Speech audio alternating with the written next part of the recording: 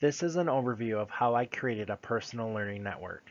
By creating this network, it has helped guide me to become a global network teacher for my students that I serve.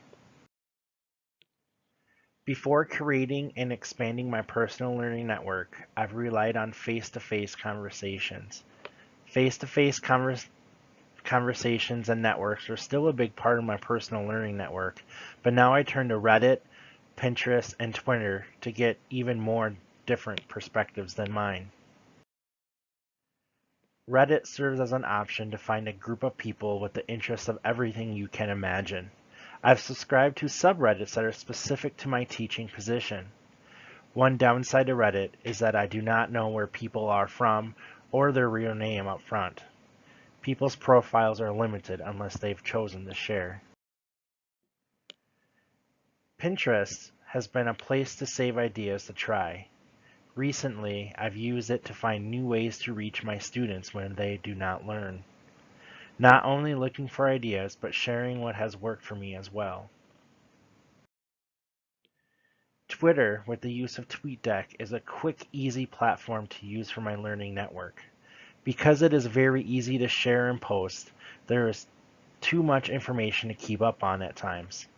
TweetDeck helps me narrow down these posts that may be beneficial or the ones that I can respond to easier.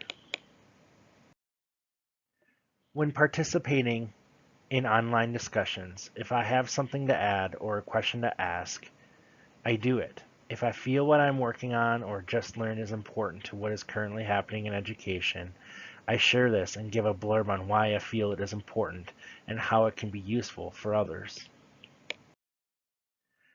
I was skeptical at first using social media as a vehicle for a learning network because I've seen it in a way to just brag about what we're doing. Since then, I've seen firsthand how asking questions and sharing what we use that works can be very helpful. Now I look at posts, reflect, and share what works for me and my students. The biggest success of my PLN is I have found a way to ask more questions I have regarding education. I'm not limited to who I talk to. The options of people are endless. Before, I would go to the same people, and many times they weren't able to help because they didn't know. I can reach out to others, and the ones who can add something respond back. The only setback I've ran into is feeling like I have to be careful with which network I discuss within. The colleagues I work with are on some of my networks and not others.